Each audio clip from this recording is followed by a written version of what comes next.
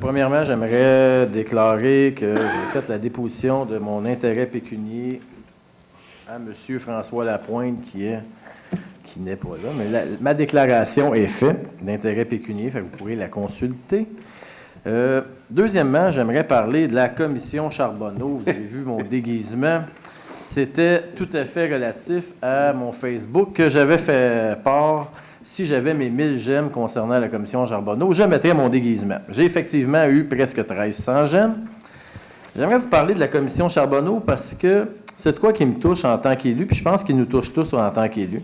Premièrement, il y a eu 45 millions qui ont été investis d'argent du contribuable là-dedans. 4 ans, 263 jours d'audience, 3600 documents, 300 personnes entendues, 70 000 pages de transcription. Toute une télé-réalité. On a tous suivi ça. On a aimé certains comédiens. On en a aimé moins d'autres. Mais c'est un talk show qui nous a coûté quand même 45 millions. Je trouve que c'est exagéré. C'est même horrifiant ce qu'on a fait avec l'argent des contribuables. Pour un résultat. Le résultat. Bien, écoutez, c'est rare qu'on voit ça, mais leur aveu leur donnait pratiquement un pardon. C'est comme dans la vieille époque avec l'Église, quand on allait voir le curé, puis qu'on disait ce qu'on avait fait, on avait 4 prières à dire, puis tout était beau. Mais j'avais l'impression que c'était un peu ce que ça donnait, puis c'est dérangeant. Deuxièmement, on leur a même permis à certaines firmes de se racheter. Ça aussi, je trouve ça dérangeant un petit peu qu'on permette à certaines firmes de se racheter en disant « Bon, ben écoute, moi, j'ai pas été correct, puis je vais vous donner tant de sous, puis tout est beau, on n'en parle plus. » Tu sais, dans ma tête, ça l'a fait comme s'il y avait 2 lois. Une loi pour certaines personnes, puis une loi pour d'autres personnes.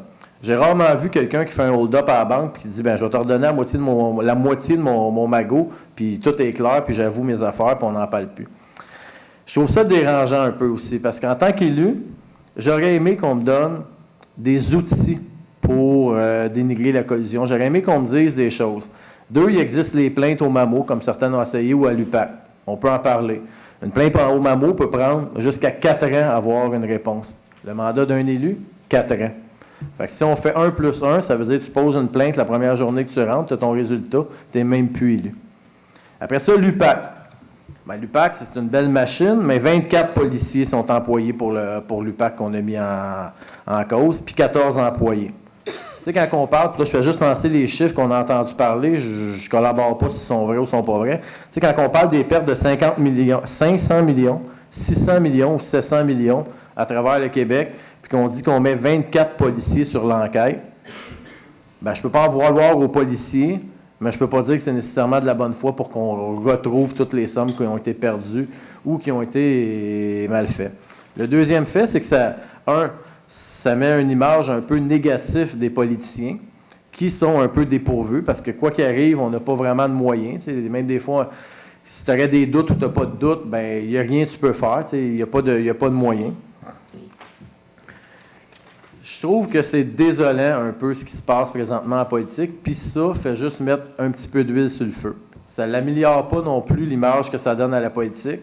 Puis je pense pas que c'est avec les claques sur les doigts qu'on a donné là qu'on va tout régler non plus ce qui se passe en politique générale. Puis je ne vise pas la ville, c'est important de savoir que je ne vise pas la ville de Saint-Jean là-dedans, mais vraiment l'ensemble des municipalités qui sont un peu à bout des moyens qui existent. Fait que mon opinion là-dessus, j'ai un peu honte en tant que politicien de la tournure des événements qui s'est passée, puis un peu de cette télésérie qui nous a coûté 45 millions. C'est désolant comme télésérie.